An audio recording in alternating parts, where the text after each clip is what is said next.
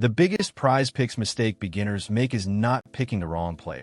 It is building the wrong lineup around the player. That sounds small, but on PrizePicks, that is the whole game. A beginner opens the board, sees 6 projections that look good, and thinks, all right, I found 6 picks. But PrizePicks is not just 6 separate opinions sitting next to each other. It is a payout structure. It is a lineup. And every extra pick you add changes the job the lineup has to do. That is why someone can be good at finding individual picks and still keep building entries that are way harder to cash than they realize. Here is the clean way to think about it. A pick is the player or team projection you like. A lineup is the risk profile you're accepting. Beginners spend 90% of their energy on the pick, then almost no energy on the lineup. That is the mistake. On PrizePicks right now, you are not only dealing with normal player projections. PrizePicks also has team picks, where the projection is tied to a full team stat instead of one player. And lineups can include both player picks and team picks. That opens up more ways to build, but it also creates more ways to trick yourself. Because a 6-pick entry with a mix of star players, team totals, discounted goblins, and higher payout demons might look clean on the screen, but underneath, every leg is carrying a different kind of risk. This is where I use Parlay. When I am looking at a PrizePicks lineup, I do not just want one surface-level answer. Parlay checks live context, stats, role changes, market movement, and lets you choose the AI model you want judging picks. It also reflects on losses over time, so the process gets sharper instead of just forgetting what went wrong. And for PrizePicks specifically, that matters because the question is not just, do I like this over? The better question is, does this pick deserve to be in this lineup? You can check it out at parlay.cc. Now, let us get specific. The first beginner mistake is adding legs because the payout looks better. Power plays are simple. You need every pick to hit. If one pick misses, the whole thing misses. That higher multiplier is not free money. It is payment for taking on a stricter condition. So when a beginner says this 2-pick looks solid, let me add 2 more and make it a bigger payout, they might not be improving the entry. They might be watering down their best idea with 2 weaker opinions. That is the part people skip. A 2-pick power play should feel like 2 picks that both deserve to be there. A 4-pick power play should not feel like 2 real picks plus 2 picks you added because the button looked exciting. The second mistake is treating flex play like it makes a bad lineup safe. Flex play can pay even if you miss a leg, depending on the lineup size and the result. That is useful, but it does not magically turn weak picks into strong picks.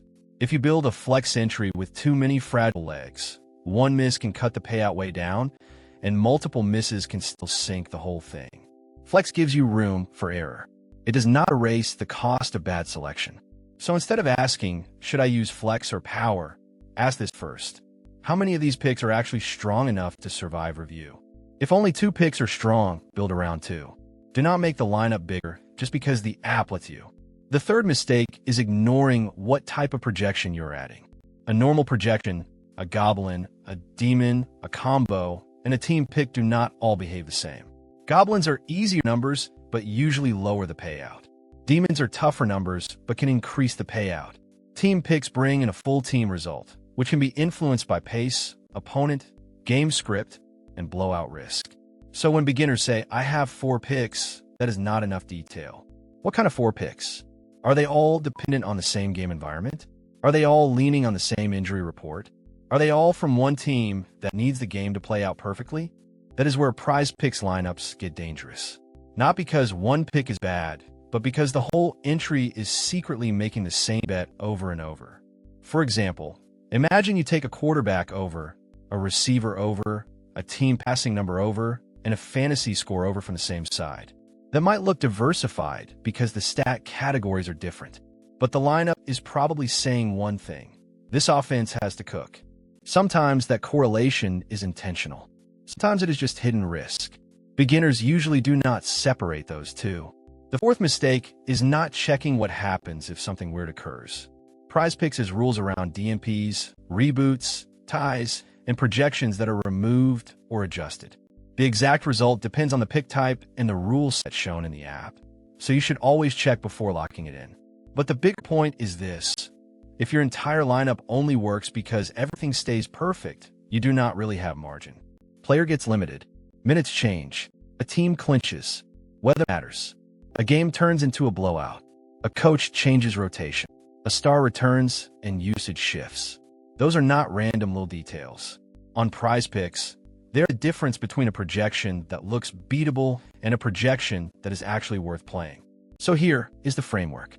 Start with context, not the line. Before you decide more or less, ask what has to be true for the pick to hit. Does a player need full minutes? Does the team need pace? Is the matchup pushing the stat up or down? Is the market already pricing the same story? Then decide the role of the pick. Is it a core pick? Is it a small edge pick? Is it only there because you want another leg?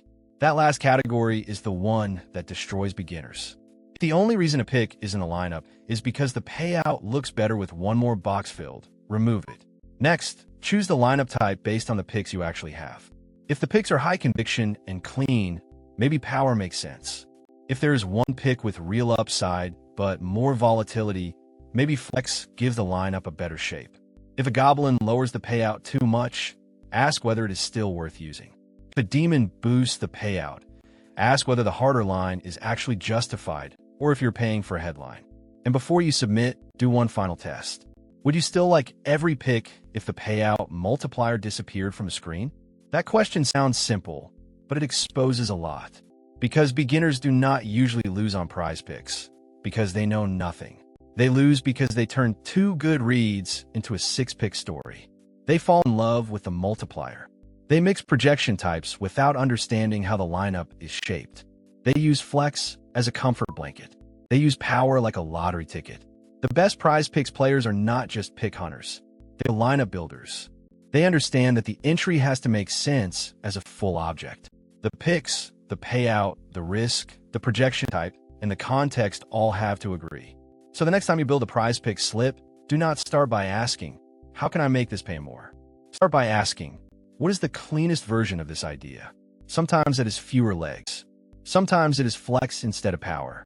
Sometimes it is removing the pick that makes the lineup look exciting, but actually makes it weaker.